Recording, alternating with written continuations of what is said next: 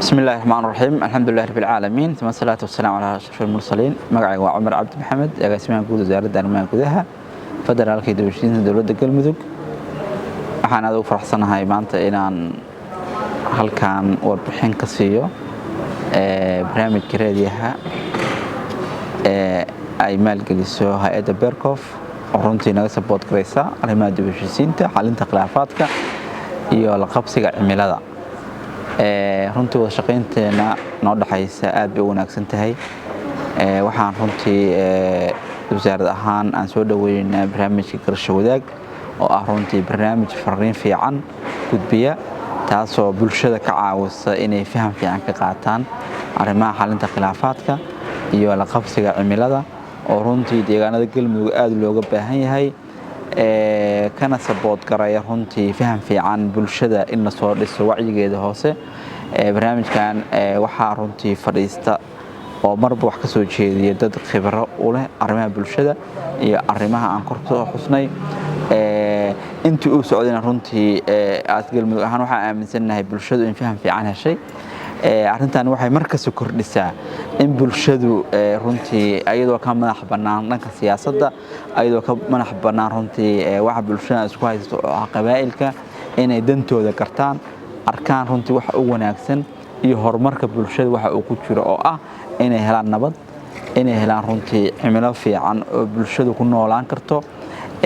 uu ka hana qaadi karo nooc kasta oo xurriyad ah qofkuna runtii uu soo bandhigi karo aragtidiisa dhanka nabadda ah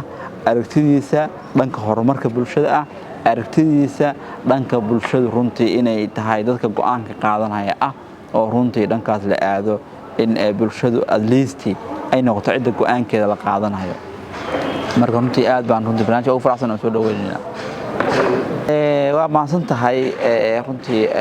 barnaamijkan runtii aragtidana dhowr hore ugu biirinay waxaan rajeynaynaa qaarna inay hirgaleen qaar kalena ay hirgeli doonaan annaga aad galmudug ahaan horta waxaan leenahay ilaa 8 meelood oo hotspot ah u naqaan oo ah meelaha mostly khilaafaadyadu ka dhacaan barnaamijku qaar ka mid ah runtii laguma dhageysto waxaan rajeynaynaa in lagu kordhiyo sida runtii balanbal oo kale inuu gaaro oo runtii sidoo kale aragtida kordhinayna waxa ay tahay mostly barnaamijku gaalkacyo bisa moodaa inuu ka baxo oo focus gareeyo bulshada ka hadlaysa un reer gaalkacyo waxaa laga yaabaa gaalkacyo iyo dhusmareeb gaalkacyo iyo balanbal gaalkacyo iyo gurceel inaysan isku caqabad ahayn oo same problem u haysan laakiin difference oo uu jiro saa awgeed waxaan soo jeedinaynaa dadka ka hadlaya barnaamijku inay ahaadaan dad meelo kala duwan runtii si markasta ay ugu beesgareeyaan caqabadaha ka jira deegaankooda waa runtii aragti muhiim ah sidoo kale barnaamijka inay ku bataan xubnaha dawladda ka socda oo ah runtii beeska dadka bulshadu dad bay maqashaa waxaa laga yaabaa qofka bulshada aan ka soo dhex doorateen iyo runtii wasiirkooda xildhibaankooda bulshada inay dhageysan og tahay xildhibaanka wasiirkooda aragtida inay qaadan og tahay soo ogad waxaan rabnaa inay xildhibaanada lagu soo kordhiyo wasiirada ka hadlaan dadka magaca ku leh bulshada oo run saameynta xoogan ku leh inay ka hadlaan oo ay barnaamijyada qayb ka ahaadaan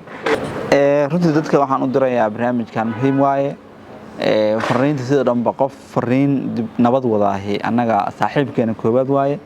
waa waxa loo baahan yahay runtii oo qofka naftiisa wax ka bedeli karta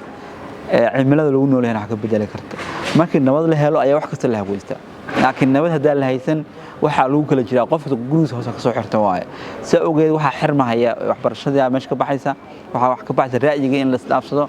qof kasta waxay noqonaysaa inuu kaligiis wixiisa ku koobnaadaan marka barnaamijka runtii dadku wacyiga la jaan qaadaan nabadana runtii ha soo dhaweeyaan sidaan ugu taaganahay markasta oo 24 saac aan uga shaqeynayno bulshada in nabad hesho oo runtii aan dhigi karno 90% 3 sano u dambeysay waan guuleysanay macnaa galmudug marka la fiiriyo meesha ay ka timid guul weyn la gaaray waxaan dhigi karnaa 90% waa la xalay waxa caqabad jiray oo waxaad awoodaysaa in aan taxar dheer ka safartid ilaa ma tabaan gurceel aan nabad ku tagto adoo kaliya cidna aan kaashanayn oo wax istaaf wadan